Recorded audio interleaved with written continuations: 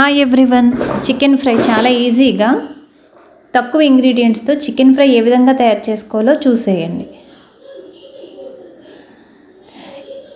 ఇది రసంలో కానీ సాంబార్లో కానీ సైడ్ డిష్గా చాలా బాగుంటుంది.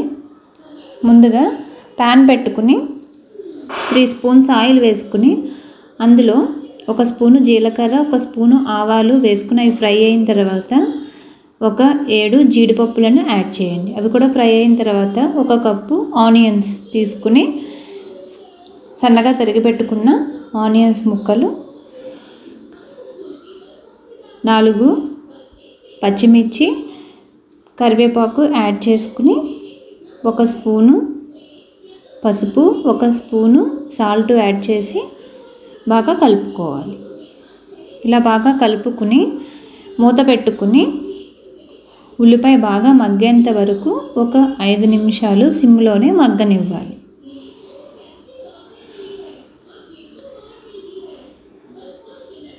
ఇలా ఆనియన్స్ బాగా సాఫ్ట్గా మగ్గిన తర్వాత 1 స్పూను జింజర్ గార్లిక్ పేస్ట్ అంటే అల్లం వెల్లుల్లి పేస్ట్ని యాడ్ చేయాలి. అది పచ్చివాసన పోయేంత వరకు బాగా ఫ్రై చేసుకోవాలి. ఇలా బాగా ఫ్రై అయిన తర్వాత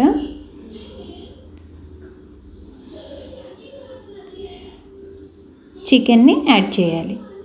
ఇక్కడ నేను 1/2 కిలో చికెన్ను తీసుకుంటున్నాను. ఇలా చికెన్ని యాడ్ చేసి బాగా కలుపుకుని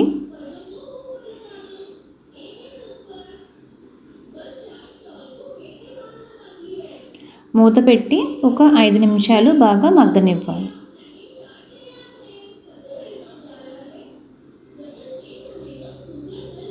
ఐదు నిమిషాలు బాగా మగ్గిన తర్వాత 2 స్పూన్లు రెడ్ చిల్లీ పౌడర్, 1.5 స్పూను ధనియాల పొడి, 1 స్పూను గరం మసాలా యాడ్ చేసి బాగా కలుపుకోవాలి.